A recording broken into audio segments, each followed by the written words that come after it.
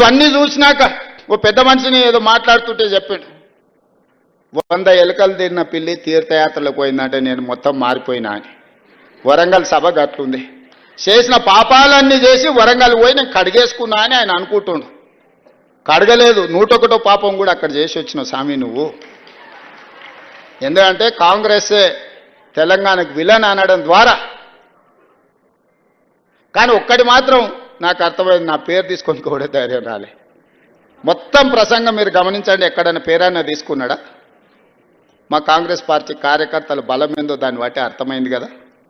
అందుకే ఈరోజు బసవన్న స్ఫూర్తిగా ప్రజాస్వామిక విలువలను కాపాడాలి, ప్రజలు మెచ్చే విధంగా పరిపాలనను అందించాలి, ప్రజల కోసం సంక్షేమ పథకాలను అమలు చేయాలి, ప్రజల అభివృద్ధి కోసం ప్రణాళికలు సిద్ధం చేయాలి, రాష్ట్ర ఆదాయం పెంచాలి, పేదలకు పంచాలి అన్న బసవేశ్వరుడి సూచనతోనే ఈ ప్రభుత్వం నడుస్తుంది, ఈ ప్రభుత్వం భవిష్యత్తులో నడుస్తుంది అని నేను చెప్పదలుచుకున్నాను. నేను కాదు, మా నాయకుడు రాహుల్ గాంధీ గారి స్పష్టంగా బసవేశ్వరుడి వచనాలతోని ప్రతి ప్రసంగంలో వారు ప్రస్తావిస్తూనే ఉంటారు. అహ్మదాబాద్లో వారి ప్రసంగం, సిడబ్ల్యూసి ప్రసంగం తీసుకోండి, పార్లమెంట్ ప్రసంగం తీసుకోండి, పాదయాత్ర ప్రసంగాలు తీసుకోండి. అంత గొప్ప స్ఫూర్తినిచ్చిన బసవేశ్వరుడి జయంతి. అదేవిధంగా వీరశైవ లింగాయత్ సోదరులు, నేను ఎమ్మెల్యేగా ఇన్నిసార్లు కొడంగల్లో గెలిచినా అంటే వాళ్ళు సంపూర్ణమైన మద్దతు ఇచ్చినందుకే నేను కొడంగల్ ఎమ్మెల్యేగా ఉన్నా. నా నియోజకవర్గంలో అత్యంత ప్రభావితమైన సమాజం వీరశైవ లింగాయత్ సమాజం. ఈరోజు నేను ఎమ్మెల్యేగా ఉన్నా అంటే పెద్దలు గురునాథ్ రెడ్డి గారు రాలేదు, వారు నాకు సంపూర్ణమైన మద్దతు ఇచ్చినందుకు వారి అనుభవాన్ని దృష్టిలో పెట్టుకొని వారిని పోలీస్ హౌసింగ్ కార్పొరేషన్ చైర్మన్గా ఈరోజు మన ప్రభుత్వం గౌరవించింది. 5 సార్లు ఎమ్మెల్యేగా వారు సేవలు అందించారు. ఎక్కడ కూడా చెడ్డపేరు లేని ఒక పరిపాలన వారు అందించారు. సురేష్ శెట్కర్ గారికి నారాయణఖేడ్ అసెంబ్లీ టికెట్ ఈసారి ఇచ్చి వారిని మంత్రిని చేసుకోవాలని నా మంత్రివర్గంలో నాకు కోరిక ఉండే. అందుకే ఢిల్లీలో మాట్లాడి వారికి ఎమ్మెల్యే టికెట్ తీసుకొచ్చినాం.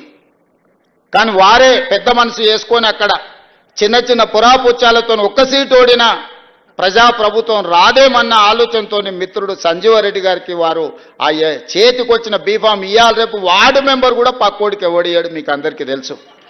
కానీ చేతికొచ్చిన ఎమ్మెల్యే బీఫామ్ని పార్టీ గెలవాలన్న ఒక మంచి ఆలోచనతోని సంజీవరెడ్డి గారికి ఇచ్చి వారి గెలుపును 100% ఎంబడుండి సురేష్ శెట్కర్ గారు చేశారు.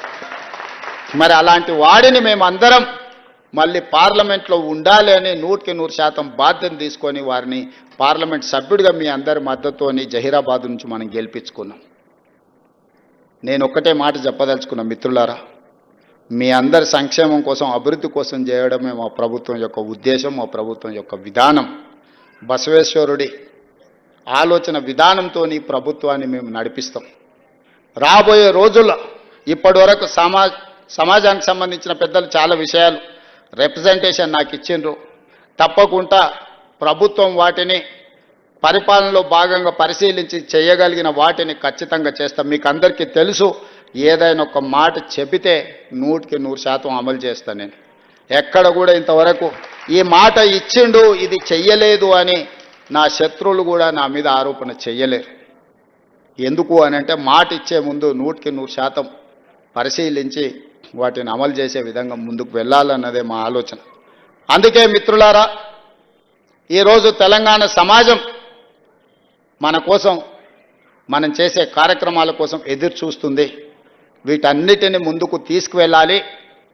తెలంగాణ ప్రజలకు ఒక జనరంజకమైన పరిపాలన ఆనాడు 2004 నుంచి 2014 వరకు శ్రీమతి సోనియా గాంధీ గారి నేతృత్వంలో ఏ విధమైన పరిపాలన అందించినామో రాబోయే 10 సంవత్సరాలు మంచి పరిపాలనను అందించి ఈరోజు మొదలుపెట్టిన ఇందిరమ్మ ఇండ్లు కావచ్చు, లేకపోతే రైతు భరోసా కావచ్చు, అదేవిధంగా ఆడబిడ్డలకు ఆర్టీసీ బస్సు ఉచిత ప్రయాణం కావచ్చు, నిరుద్యోగ సమస్య పరిష్కారం కావచ్చు, బీసీ కులగణన చేసి దాన్ని అమలు చేసే విధానం కావచ్చు, ఎస్సీ కేటగరైజేషన్ని కూడా అమలు చేసే విధానం కావచ్చు, వీటన్నిటినీ పకడ్బందీగా అమలు చేస్తాం.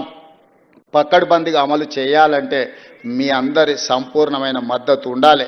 Young India integrated residential schools, young India skills university, young India sports university లాంటి నూతన విధానాలు తీసుకొచ్చి తెలంగాణ సమాజానికి అవసరమైన ప్రణాళికలతో మన ప్రభుత్వం ముందుకు వస్తుంది. చేసింది చెప్పుకోవడంలో కొంత వెనుకబడి ఉన్నామని చెప్పి మిత్రులందరూ సూచన చేస్తున్నారు.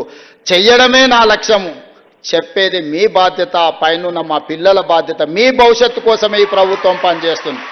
ఈ ప్రభుత్వం మీది, మీరే మా భవిష్యత్తు, మీరే, మీకోసమే ఈనాడు ఈ ప్రభుత్వం పనిచేస్తుంది. అందుకే ఈ వేదిక మీద నుంచి 10వ తరగతి ఫలితాలను విడుదల చేయడం ద్వారా బసవేశ్వరుడు సాక్షిగా మీ తరగతి గదుల్లోనే ఈ రాష్ట్ర దేశ భవిష్యత్తు ఉంది.